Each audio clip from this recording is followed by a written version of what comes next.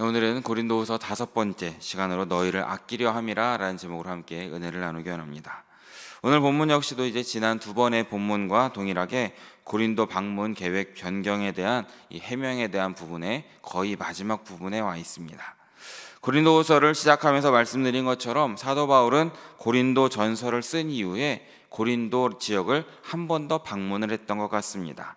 근데 그때가 너무나 고통스러웠고 또 근심스럽고 아팠던 방문이다라고 우리는 볼 수 있습니다. 말씀 가운데 그것을 우리가 유추할 수 있는 것입니다. 그리고 바울은 아마도 이 고통스러운 방문 후에 에베소로 들어오는데 그러면서 고린도를 다시 오겠다라고 약속했던 것으로 보입니다. 하지만 고린도후서를 기록할 당시까지도 바울은 에베소를 떠나 마게도냐에 머물면서 고린도 방문을 차일피일 늦추고 있었다라는 것입니다. 그런데 이것은 물론 바울의 개인적인 사정이나 고린도 교인들이 껄끄러워서 그런 것은 아니다라는 것입니다. 이것은 도리어 고린도 교회와 고린도 교인들의 유익을 위해서 그런 결정을 했다라는 것입니다.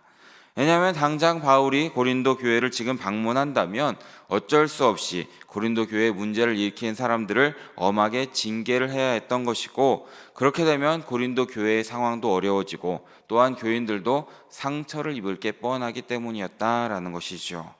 그래서 사도 바울은 고린도 교회 또 교인들이 상황이 좀 호전될 때까지 방문을 조금 미뤘던 것 같습니다. 그러면서 에베소에서 바울은 눈물의 편지라고 불리는 3번째 편지를 고린도에 보내어서 문제가 해결되도록 도왔다라는 것이죠.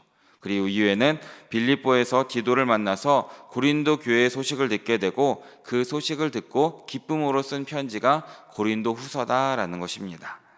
그런데 바울의 이러한 노력에도 불구하고 또한 이 사랑하는 마음을 모르는 고린도 교인들은 단지 바울이 고린도 방문을 늦추고 있다라는 이유 하나만으로 그가 약속을 깼다, 신실하지 못한 사람이다, 우리를 두려워한다 라면서 바울을 비난하고 오해했다라는 것입니다. 물론 고린도 교인들의 대다수는 지금은 전해지지 않는 눈물의 편지라는 3번째 편지를 읽고 회개하면서 바울의 진심을 이해한 것으로 보이지만 아직도 소수의 인물들은 여전히 바울을 오해했다라는 것입니다. 그래서 바울은 오늘 본문에서도 이 고린도 방문을 지체하면서 눈물의 편지를 쓰게 된 이유를 해명하고 있다라는 것입니다. 오늘 말씀도 한 절씩 읽으면서 우리 바울의 마음을 함께 살피기를 진심으로 바라겠습니다.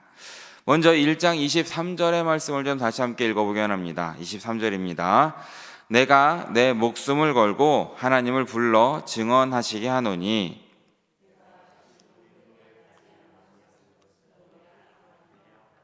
아멘. 여기서 먼저 바울은 첫 구절에서 내가 내 목숨을 걸고 하나님을 불러 증언하시게 한다라고 말하고 있습니다. 이것은 이 당시에 쓰였던 맹세로서 이렇게 맹세하는 의미는 만약 내가 지금 하는 말이 진실을 말하지 않고 거짓이라면 하나님께 천벌을 받을 것이다 라는 의미로 이런 용구가 쓰였다라고 합니다. 다시 말해서 무엇입니까? 자신은 결코 거짓 증언을 하는 것이 아니다. 나는 진실만을 말하는 것이고 나의 계획은 육에 따른 것이 아니라 하나님의 말씀대로 준비한 것이다 라는 것을 강조하면서 이렇게 쓰고 있다라는 것입니다. 그렇다면 고린도 방문 계획을 변경한 이유가 무엇입니까? 바로 오늘 설교 제목처럼 너희를 아끼기 때문이다 라고 말하고 있는 것입니다. 너희를 아끼기 때문이다. 여기서 아끼다라는 단어는 페이도메노스라는 헬라어를 쓰고 있는데 이 아끼는 마음을 지속적으로 가지고 있다라는 것을 뜻하고 있습니다. 한 번만 아낀 것이 아니라 그때부터 지금까지 계속해서 너희를 아꼈다라는 것입니다. 만일 원래 계획대로 고린도를 방문했으면 말씀드린 것처럼 교인들의 마음 가운데 상처를 주었을 것입니다. 당시 교회는 엄중한 처벌을 받을 정도로 바울을 근심되게 하는 사람들이 많았기 때문에 필연적으로 이런 일이 발생할 수밖에 없었습니다. 하지만 그것보다는 먼저 스스로 회개할 수 있는 기회를 제공함으로써 바울은 방문 계획을 변경하게 되었다라는 것입니다. 나의 유익, 나의 계획보다는 하나님의 뜻과 또한 교인들을 사랑하는 마음으로 사도 바울이 이렇게 행동했다라는 것입니다. 우리 역시도 어떤 상황에 처해 있을 때에 우리의 뜻, 우리의 생각, 우리의 유익은 잠시 내려두시고 하나님의 뜻을 살피시고 모든 것 가운데 사랑으로 이뤄가시는 우리 성도님들 모두 되시기를 진심으로 바라겠습니다. 이어지는 24절의 말씀도 함께 읽어보게 합니다. 함께 읽어보겠습니다. 우리가 너희 믿음을 주관하려는 것이 아니요 오직 너희 기쁨을 돕는 자가 되려 함이니 이는 너희가 믿음에 섰음이라. 아멘. 여기서는 이제 사도 바울 자신의 사역에 대한 설명이 조금 들어가 있습니다. 사도는 어떤 사람들이라는 겁니까? 교인들의 신앙을 지배하는 사람이 아니다라고 말하고 있습니다. 오히려 사도는 하나님과 교인들의 일꾼이고 봉사자라는 것을 밝히고 있습니다. 교회에서 주인은 오직 예수 그리스도시다라는 것을 사도 바울은 둘러서 이야기하고 있는 것이죠. 그래서 사도 바울은 자신은 교인들의 기쁨을 돕는 사람이다라고 소개하고 있습니다. 그리고 기쁜 소식, 이 복음을 전하는 사람이다라는 고백이 담겨 있다라는 것입니다. 그리고 이 복음을 통하여서 고린도 교인들이 믿음에 서게 된다라는 것을 함께 이야기하고 있는 것입니다. 우리 역시도 우리 주위에 있는 혹시라도 믿음이 약하신 초신자들을 대할 때 이 말씀을 명심하시는 우리 모두 되시길 진심으로 바랍니다. 우리가 다른 사람의 믿음을 어떻게 해보겠다라는 그런 생각은 버려야 되는 것이죠. 다만 우리는 그 옆에서 돕는 자가 되어야 된다라는 것입니다. 함께 시간을 보내고 함께 교제하시고 그것이 그들의 믿음을 한 걸음 더 성장시키는 길이다라는 것을 기억하시면서 늘 서로를 사랑하시고 서로를 돌보시고 서로를 섬기시고 그래서 서로가 더욱더 믿음에 굳게 서치는 우리 성도님들 모두 되시기를 진심으로 바라겠습니다. 이어지는 2장 1절, 2절, 3절 이 세 절의 말씀 함께 읽어보기 원합니다. 함께 읽습니다. 내가 다시는 너희에게 근심 중에 나아가지 아니하기로 스스로 결심하였노니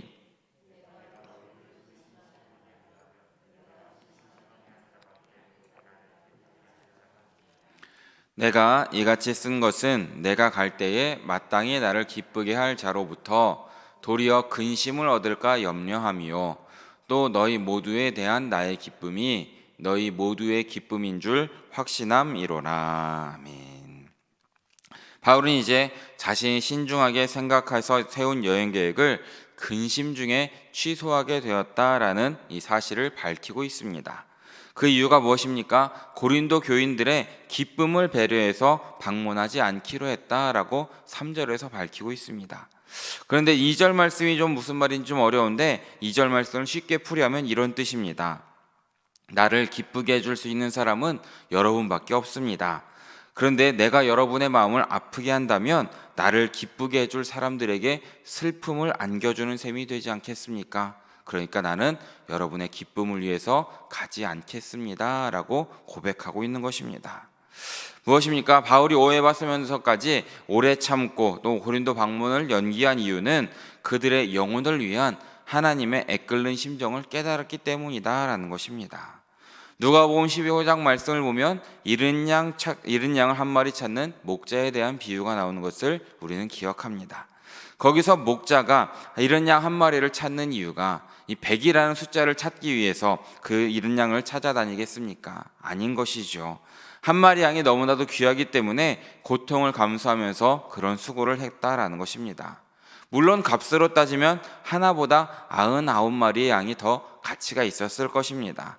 하지만 한 마리 양을 찾아 헤맨 것은 그 한 마리까지도 너무나도 소중하기 때문이었다라는 것입니다. 그리고 그것이 바로 우리 한 사람 한 사람에 대한 하나님의 마음이다라는 것입니다. 그리고 이 사실을 사도 바울은 이미 깨달았기 때문에 바울은 시시비비를 가리는 것보다는 고린도 성도들에게 근심시키지 않도록 또한 먼저 기쁨을 주기 위해서 이 모든 것을 행했다라는 것을 밝히고 있는 것입니다. 한 영혼을 구원하는 일이 무엇보다 더 소중하다라는 것을 이렇게 몸으로 표현하고 있다라는 것입니다.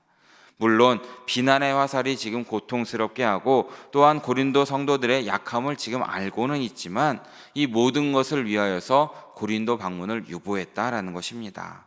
오해는 깊어가고 고통은 가증되지만 이 한 영혼을 너무나 소중하기 때문에 그들이 회개하고 돌아올 수 있는 그런 시간을 주기 위해서 수고하고 고통을 참았다라는 것을 우리는 살펴야 되는 것입니다. 이렇게 한 영혼의 가치를 아는 사람이 자신의 어려움과 고통을 참고 하나님의 말씀을 지킬 수 있다라는 것을 기억하시면서 우리 역시도 이 말씀 가운데 한 영혼을 귀하게 여기시고 기도하시고 섬기시고 아끼시는 우리 모두 되시기를 진심으로 바라겠습니다. 마지막으로 우리 4절의 말씀, 2장 4절의 말씀을 마지막으로 함께 읽어보기 원합니다. 함께 읽습니다. 내가 마음에 큰 눌림과 걱정이 있어 많은 눈물로 너희에게 썼노니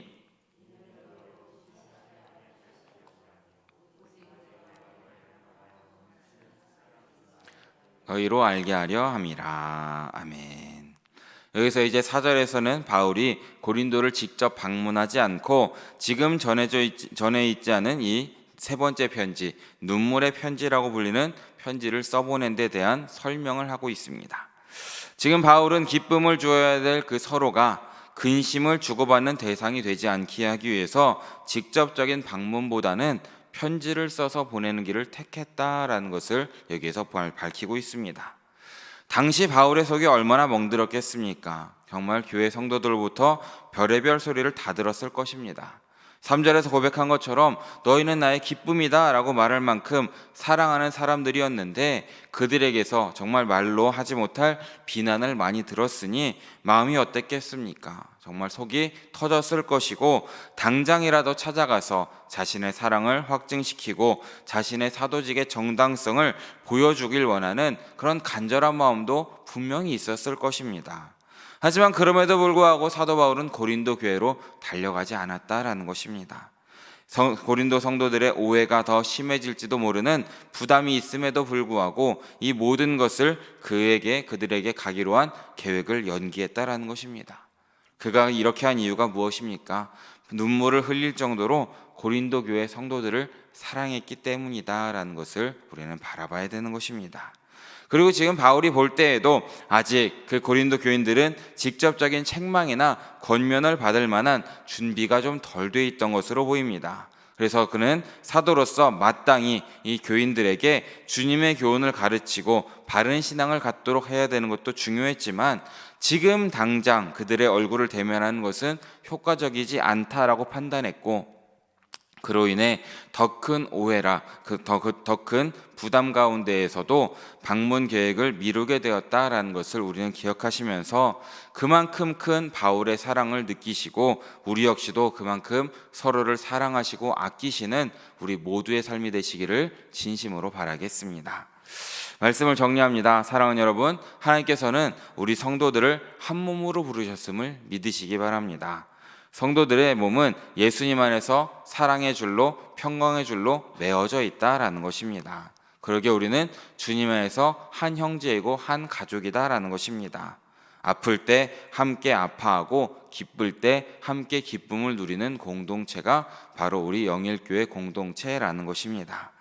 우리가 이 따뜻함을 지키시기를 진심으로 바랍니다. 그러기 위해서 서로 용서하시고 서로 용납하시고 서로 사랑하셔야 됩니다. 그리고 우리는 서로가 서로를 아끼셔야 합니다. 사도 바울이 이 고린도전서 16장 전체를 통해 말한 이 사랑의 모습을 우리에게 지금 계속해서 보여주고 있는 것처럼 우리 역시도 사도 바울을 본받아 또 예수님을 본받아 사랑으로 하나 되시는 우리 모두 되시길 진심으로 바랍니다. 그렇게 사랑으로 서로를 섬기시고 세상 가운데에도 예수님의 사랑을 바울의 사랑을 전하심으로써 삶의 자리 가운데 주님의 날을 세워가시는 우리 영일의 성도님들 모두 되시기를 진심으로 바라고 축원합니다. 함께 기도하겠습니다. 사랑해 주님 너무나 감사합니다. 오늘 이렇게 새벽에 잊지 않고 나와서 주님께 예배하고 말씀을 들을 수 있도록 인도하여 주심에 너무나 감사드립니다. 오늘도 우리가 사도 바울의 편지를 통하여서 서로가 서로를 아끼는 우리의 삶이 될 수 있도록 주여 인도하여 주시옵소서. 우리 역시도 바울처럼 예수님처럼 먼저 사랑하고 먼저 용서하고 먼저 섬기는 삶이 될 수 있도록 주여 붙들어 주시옵소서. 그렇게 우리가 주님의 사랑으로 하나 되고 나아가서는 세상 가운데에서도 주님을 드러내고 십자가를 전하는 삶이 될 수 있도록 우리의 모두의 삶을 인도하시고 축복하여 주시옵소서. 모든 말씀 우리의 모든 것 되시는 예수 그리스도의 이름으로 기도드립니다. 아멘.